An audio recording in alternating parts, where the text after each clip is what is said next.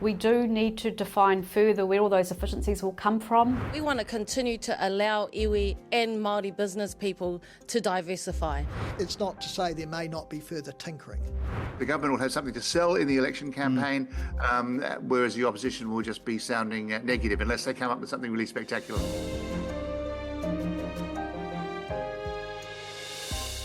Welcome to MBR's Weekly Wrap, where we go over the top video stories from the past week. First up, Watercare has unveiled a near $14 billion 10-year plan to upgrade Auckland's water and wastewater infrastructure.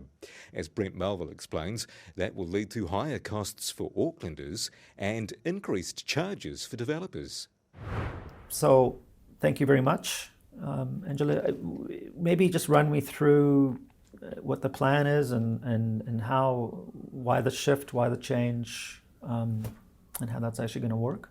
Yeah, so come 1st of July, Watercare will have financial independence in place, which means that we will no longer be borrowing funds through Auckland Council but accessing the debt markets ourselves.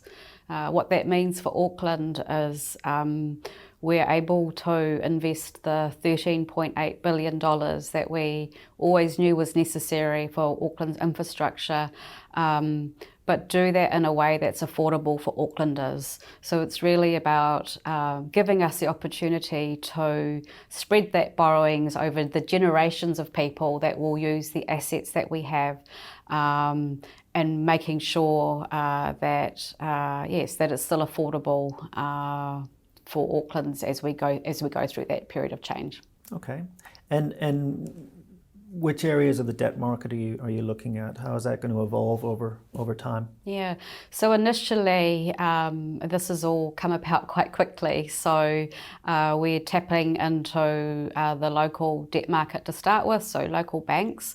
We're currently going through that process. We received their RFP responses last Friday. We're currently going through the evaluation process. So that's predominantly local Australian, but tapping into the bank market, really looking at revolving credit and liquidity facility. Over time, with the size of the debt program, we do see needing to go overseas, and that could be looking at bonds in Australia or even into Europe. When we've explored the market, Europe does give some great offerings in terms of multi-currency and access to the wider debt market. And one day we might also go to look at a bond release in New Zealand. This makes you quite a big borrower on the local market, possibly one of the biggest. You've still got borrowings with the Auckland Council. How much will that be, and what are the terms of that? Yeah, so at the end of June, we will have, our forecast is to have $4.2 billion of borrowings with Auckland Council. We will have a term loan agreement with them, and that is to repay those borrowings back over 5 years. Okay. You've got a slew of projects on your books. Have you got priorities in the mix with those? And maybe give me a run through as to what your larger projects might be. Yeah, so the $13.8 billion that I spoke about earlier is really spread across all of Auckland, south, north, east, west. Some of the bigger projects are looking at replacing the Huia water treatment plant. That's getting quite old now, but that will also come with 2 new reservoirs and also new pipes going from the dams through to the treatment plant. One of the other really large projects, which over $1 billion of investment, will be the Māori wastewater treatment plant. That's going to be coming up for new consenting, and we fully expect to need to improve our treatment processes to match those consenting requirements. One of the things that we're also looking at with the Māori wastewater treatment plant is using Rosedale more. So Rosedale wastewater treatment plant still has capacity available, and so we'll be building the pipelines to enable the wastewater to be able to move so that we can spread that across Auckland, and that's one of the actions that will help us support the growth that Auckland is going through. Okay, and you talked a little bit about the challenges of infill development. what are those, and why would that be an issue? Yeah, so along with financial independence comes economic regulation. Got to keep an eye on making sure we're using that money wisely. So that goes live actually on the 1st of April. And we'll be doing reporting on that in August, September for the first quarter. So we have an interim charter that got gazetted only a week or two ago that Watercare needs to adhere to for the next 3 years. There's a few pieces of work that have been requested of Watercare as part of the charter, and one of those is to look at our pricing methodology, and in particular around growth. So with a real view of rebalancing our revenue so that growth pays for growth. And what that means is currently we pay for growth through our infrastructure growth charge, but there will also be some of that growth cost coming through the tariff revenue, most likely. The challenge that comes with infill, so typically when we look at our infrastructure growth charge, it's very much around building our bulk treatment plants, for example. When we look at infill, so if we take examples of where you might just see down the road from where you live, someone's building 2 townhouses on a section, that all starts to take greater capacity of a network that's probably been there for a while. So the complexity with the infill is how do we need to change the local network, not just the bulk treatment plants or the bulk transmission lines. So when we do this piece of work to look at growth charging, that's one of the considerations. We're going to have to think about local development as well as the growth that's going on in the fringes, just to understand exactly where are those costs being incurred, but also the mix of those costs. Talk about costs. Ratepayers will have to front with some costs, although potentially, that the entire point of this is to reduce that, and I guess strike a balance. But what are your costs looking like in the course of the next 3 years? Yeah. So maybe I'll talk a bit about revenue and cost. Sure. So from a revenue perspective, the charter has outlined our tariff increase. So we're looking, has a 7.2% for the next 2 years and a 5.5% in the year after. It does also outline minimum growth charge increases.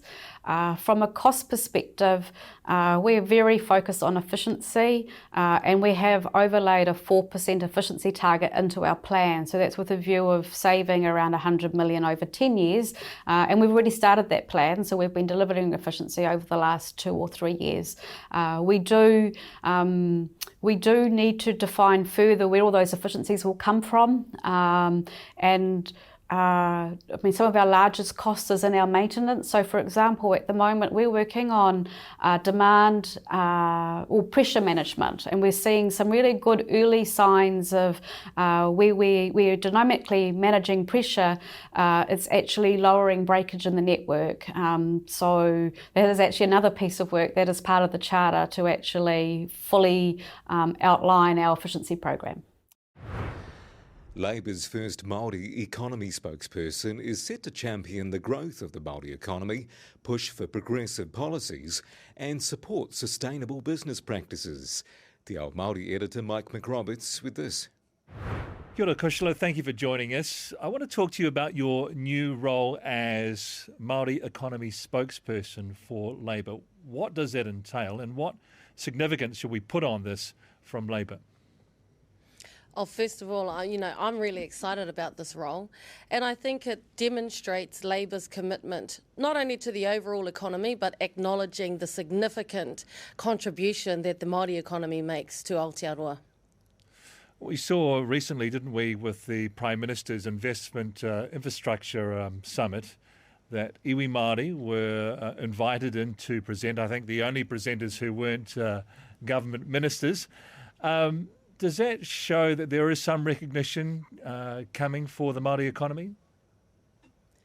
It's good to see iwi being recognised for the major contributors they are. And I've got to say that's something that I'm proud of the Labour Party for. That's something we've known for a long time, and we've supported the economic growth of Māori because we know that it benefits Aotearoa overall. Well, we saw in the recent Ohanga Māori Business Report that the contribution by the Māori economy to GDP had doubled in the last 5 years. So what is Labor's thoughts around keeping that kind of increase, keeping that level of commitment to the GDP going? Oh, Labor are definitely committed to pursuing that goal of continuing to double the value that the Māori economy contributes to GDP. You mentioned the appeal of iwi at the International Investment Summit, and part of the reason for that is because Māori business viewpoint is long term. You know, we are intrinsically connected and accountable to our people and our land, and so anything that Māori invest in or commit to is intergenerational. It's not just for cycles of economical reports or GDP. We also saw that, you know, quite a lot of the assets by Māori are held in financial investments, and diversification was becoming a big thing. So how do you encourage that? What will Labor be doing to encourage that diversification of assets? Yeah, I think what we know about the Māori economy right now, as you've said, some of them are in managed funds, some of it's in assets, forestry, you know, using our natural resources. What we're conscious of too, though, is there's a whole other market. We want to continue to allow iwi and Māori business people to diversify. I mean, while we've done a lot to enable and support the growth of the Māori economy, the reality is it has been iwi and Māori business people and Māori kaimahi who have done the mahi. So we've got to continue to be open to new visions, to support the current industries. You know, I'm also the spokesperson for forestry, so finding out how we maintain that industry while respecting the needs of our whenua, that's really important as well. But being open to things like the creative economy and growing Māori economy, not just in rural sectors, but in the urban sectors as well. Acknowledging that, like the economy, Māori are diverse. We don't all have the privilege of living on our whenua Māori, but we have the pride of being Māori and wanting to contribute not only to our iwi, our hapu and our whānau, but to Aotearoa whānui. Well, just looking at forestry, there's been, you know, it's been pretty volatile, hasn't it, in terms of the return on investment. So how do you navigate that, not just for iwi, but for anyone investing in forestry?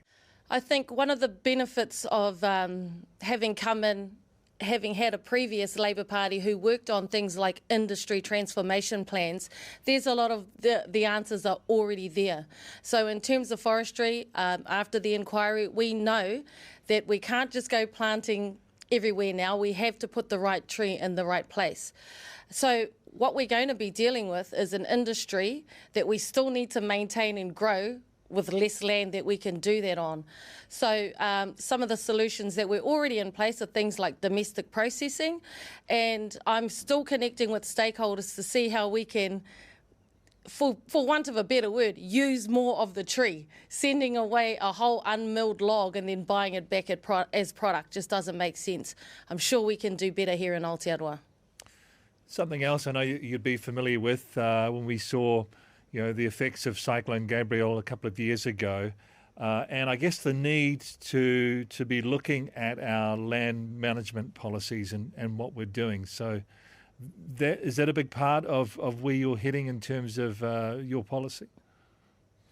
Absolutely. Whenua is utmost, and that's what has caused a lot of the angst around the forestry industry. So it's about getting all key players, and I can't remember the name of the group right now, but there's a really good collective in the Tairāwhiti right now that includes iwi, landowners, forestry companies, councils.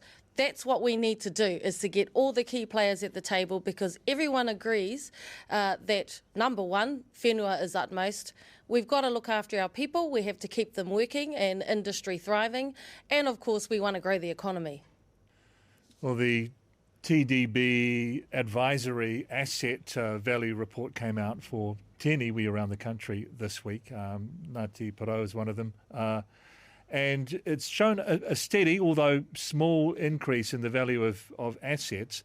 How do you grow that?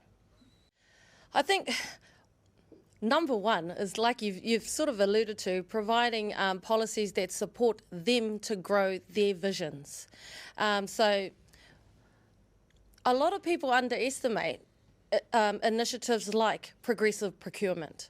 Under Labour, we had a target of 8%. we would have been open to growing that to 10%, because we have seen the direct impact that had on the Māori economy. In Ruatoria, for example, a small rural community with massive roading issues. A lot of the capacity, but a lot of the big contracts were going, quite frankly, to out-of-town companies. Through progressive procurement, companies like Tairawhiti contractors were able to promote the skills in our local people, providing jobs, keeping people on the coast, keeping people spending money at our local supermarkets and keeping our schools open. And I know for a fact that they could be directly accredited with the speed at which our roads were reopened after Cyclone Gabriel, because we had the local capacity on the ground. Yes, we've actually done a story on progressive procurement here at NBR, and one of the other features of it too is, of course, all the money, all the profits go back into the community. Whereas if you're tendering out to a multinational, then half of them go offshore. You must have seen the trickle-down benefits in places like Ruatoria. We've seen that up north as well. Definitely, and it goes further to answering your question about how we support that. We did support it. We supported it by initiatives like progressive procurement. We supported it by initiatives like carving out treaty clauses in free trade agreements. So, allowing those platforms. And I'm telling you, Mike, as I travel around, people are paying attention. So whether or not governments are, the world is starting to notice this Māori economy and the values that the Māori economy trades on. If Labour is the next government, would we see progressive procurement come back?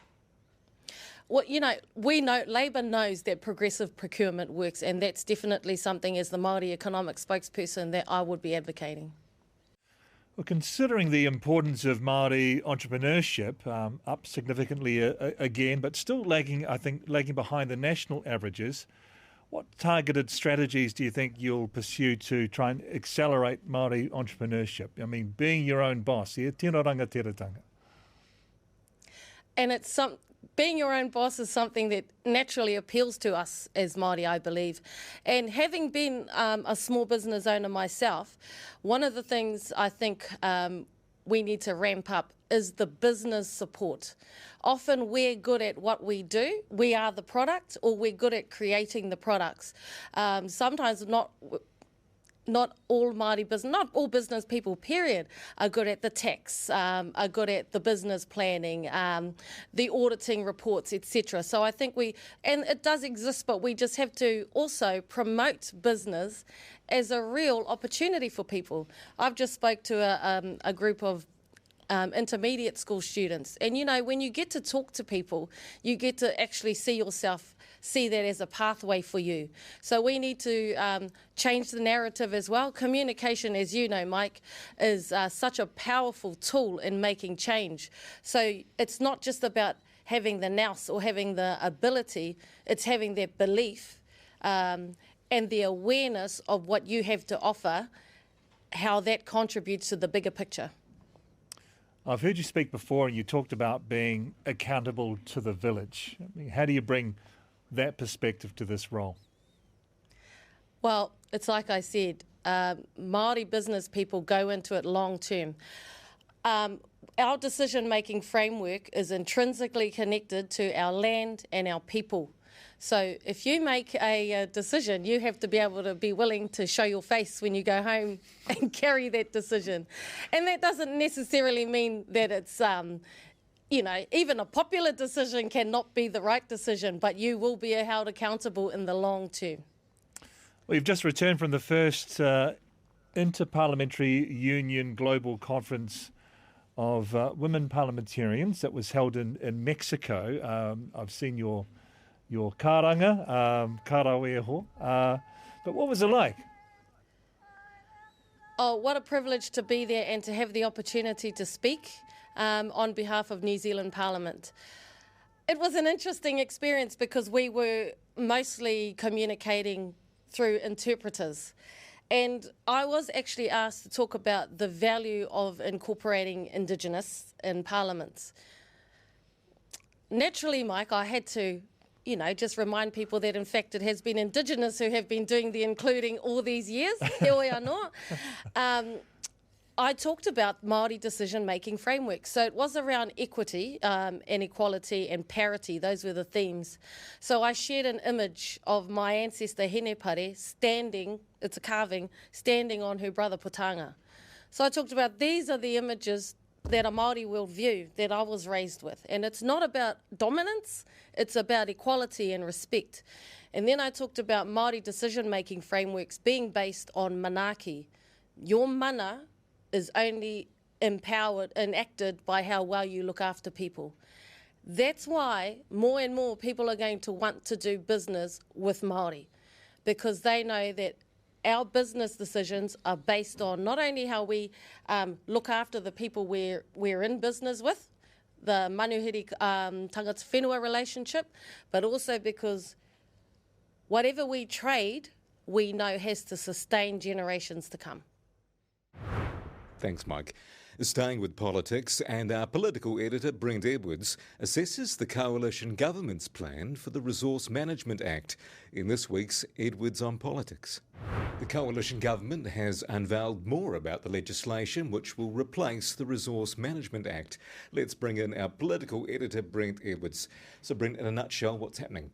Well, the government's agreed, the Cabinet has agreed on the outline of this legislation. It'll be 2 bills that they'll introduce, they expect, by the end of the year. So they've still got to work through the detail of the bills, but they've given the clear direction of what they will be. And actually, no surprises, because they've talked about this for a long time. The legislation, one bill will deal with the sort of the planning stuff, and the other bill will deal with the environmental issues. But the basic thrust of it is to put property rights, forefront of it, so that basically, if you want to do something on your property, Jono, and it doesn't affect your neighbours at all, and it doesn't have any environmental effects, just go ahead and do it. So they'll and no one who lives sort of in the South Island or further away can raise an objection, that kind of thing. They're going to simplify all of the plans. They talk about there are about 1,100 odd or so technical zoning rules around the country. That's compared with just 13 in Japan. So they're going to close those down, and they're just going to simplify the whole process and just make it much easier for developments to get the green light to go ahead, rather than be stymied by complicated planning rules. So is there political agreement about this or not? Well, that's the interesting thing about not yet at all. And of course, what the coalition government did was first thing they did was to repeal the reform of the RMA that the previous Labor government had put in place. And the Labor government too was trying to, in its mind, simplify the rules while protecting the environment. Although at the news conference this week, the RMA reform minister described, what Labor did as kind of a shambles, and it was terrible. So that's why they got rid of it, and now they're bringing this in. But he says that he is going to reach out to both Labor and the Greens to see if they can reach agreement on at least some parts of the reform that the coalition is bringing forward. So this is Chris Bishop. Yeah, what's his response? Well, his response, has been actually when he was talking about that, a reporter said to him, "Well, you're simply wanting them to, when he was talking about bipartisan or cross-party agreement, you simply want them to agree with what you're already doing." Well, and during this, Chris Bishop was laughing, and the reporter asked, "Well, why are you laughing? It's not that funny, really." And he just said, "Well, we won the election, got a mandate to do this. We said we would, so we're going to go ahead and do it." On that point, Labor got a mandate in 2020, a big mandate actually, to do what it was doing. And of course, then it lost the election 3 years later and saw all of that unwound. So who's going to have the last laugh? That's going to be the interesting thing, because I think everyone agrees the Resource Management Act needs to be reformed, and you can't just tinker with it. It needs a complete overhaul. And people out there, householders, but certainly businesses and the like, want to see some sort of enduring kind of replacement, so they know it's going to, rather than back and forth. I mean, I think the point that Chris Bishop makes is he thinks because it's good law, it will be enduring. And I guess from the coalition's perspective too, they would be counting on winning at least the next election, if not the one after that. So at least being a 2-term government, if not a 3-term government, so that whatever they bring in will be fully in place by the time there is a new government. So it's less likely to be able to repeal legislation as the coalition did, because Labor's legislation had only been in place a month or so when the government changed. So it was very easy to get rid of it without any ramifications. So that, I guess, will be the big thing. If this government lasts another term or two and the legislation is fully in place, much more difficult for government to actually get rid of it. But it's not to say there may not be further tinkering. Finally this week, over the ditch now, Australian Treasurer Jim Chalmers may have inadvertently boosted Labor's chances of re-election after the budget, while opposition leader Peter Dutton faces turbulent weeks ahead. Correspondent Lachlan Cahoon has more. Over in Australia, the government has brought down its national budget last night in Canberra. So to fill us in, I'm joined by NBR's Australian correspondent, Lachlan Calhoun, who was up burning the midnight oil for us last night, set his alarm super early this morning, had a cup of coffee, is looking fresh as a daisy. Lachlan, this was an unwanted budget. Why is that? Good morning, Simon. Yeah, so the government had originally wanted to call an election for around about, the second week of April. They would have had to have done it, called the election at the beginning of March, but unfortunately Cyclone Alfred intervened and there was a national emergency up in Queensland. So the government decided that they needed to focus on the national relief effort. So they postponed calling the election, and that tripped the dates over and triggered the need to bring down a budget. So the government didn't really want to do that because it'd swing from a surplus to a deficit. They were hoping that last May's budget, which was full of goodies and tax cuts, that would be the election budget. But because they postponed the election, they had to bring down a budget, and it had to be last night. Right, okay. And so, as you said, it swung from surplus to deficit. What were the crucial numbers? So last year the budget was $15 billion in surplus. This budget had a deficit of $27 billion, and the forecast deficits for each of the next 5 years, cumulatively $179 billion in deficits. So the fiscal position is deteriorating. Even though tax receipts are up, people and companies are paying more tax, but the government's spending more. So, I mean, in this budget there's around $30 billion in cost of living relief. A lot of it is telegraphed in advance. But the sweetening surprise was the tax cuts. And they were kept for budget night. It's only $236 per year for each of the next 2 years. That's a cup of coffee a week. So I don't know whether you could be bribed with your vote for a cup of coffee a week, Simon. This time of the morning, I possibly could be. But there's also coffee costs more than that now anyway. Sorry, carry on. That's right. It does. Yeah, and going up all the time. So there's also rebates on power bills, more spending on health, vocational training, a lot of things you'd expect from a Labor government as it goes to hustings and sells itself to voters. And before, we were talking about the $3.8 million for the pandas at the Adelaide Zoo.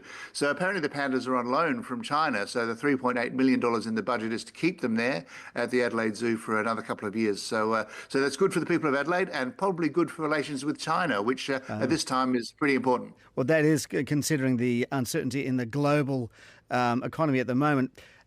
So the crucial question is, they've designed this with a surprise tax cut. How do you think this is going to shape the election campaign?